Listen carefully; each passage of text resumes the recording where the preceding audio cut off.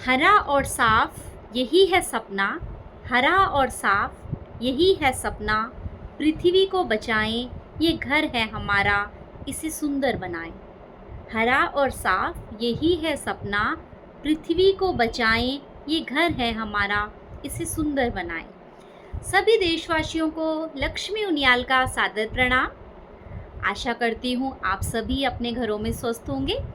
आज का जो मेरा कविता का शीर्षक है वो है पर्यावरण। और हम सभी लोग आजकल गर्मियों का सीज़न चल रहा है और हम जानते हैं कि हमारी जो देन है वो हम लोग भुगत रहे हैं। ये जो गर्मी इतनी पड़ रही है, 157 साल बाद देहरादून में 29/5 को 43.06 डिग्री सेंटीग्रेड टेम्परेचर था। इसके पीछे हम लोगों का ही हाथ है। हम लोग वन कटाव को बढ़ावा देते हैं, गंदगी को बढ़ावा देते हैं, पॉल्यूशन को बढ़ावा देते हैं। तो इसी के ऊपर मेरी एक छोटी सी कविता लिखी हुई है और मेरी सबसे रिक्वेस्ट है कि पर्यावरण को सुंदर बनाने में अपनी अपनी भागीदारी दे। हम अगर एक इंसान भी पर्यावरण के बारे में अच्छा सोचेगा तो पर्यावरण को काफ़ी इफ़ेक्ट पड़ेगा इस चीज़ से। और हम तो एक मानव जाति में पैदा हो रखे हैं, तो हमारा फ़र्ज़ बनता है कि हम जो भी हो, हम जानवरों वाले काम ना करके मानवों वाले काम करें और अपने आप को दिखाएं कि हम मनुष्य जाति में हैं। तो बस इसी के उसमें पर्यावरण के ऊपर मैंने एक कविता अपनी लिखी हुई है। आशा उम्मीद करती हूँ आप सभी को मेरी कविता पसंद आएगी।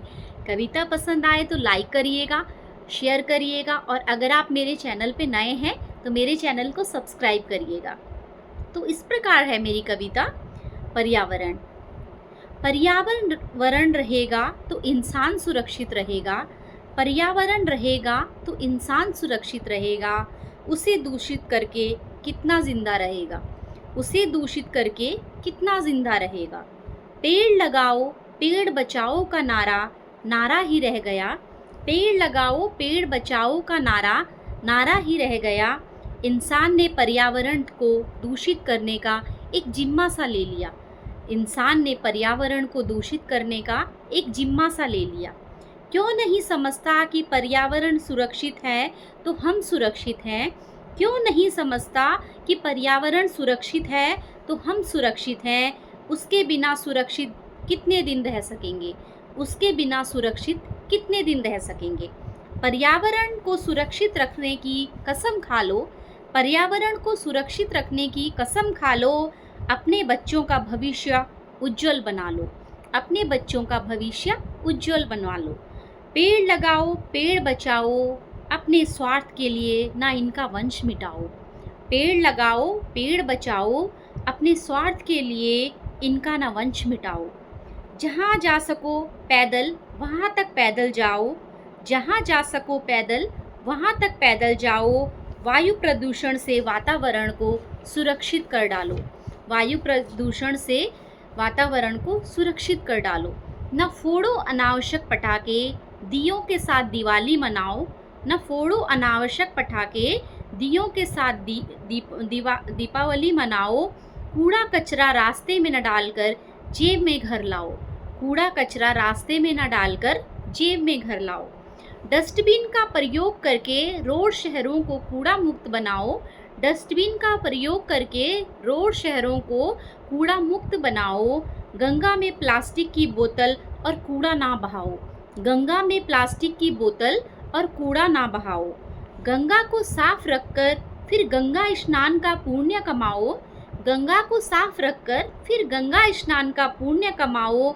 जल प्रदूषण को जड़ से मिटाओ। जल प्रदूषण को जड़ से मिटाओ। सभी कोशिश करो एक पेड़ लगाओ। सभी कोशिश करो एक पेड़ लगाओ। पर्यावरण को दूषित करके इस पीढ़ी को ही नहीं बल्कि अपने आने वाली पीढ़ी को भयमुक्त बनाओ।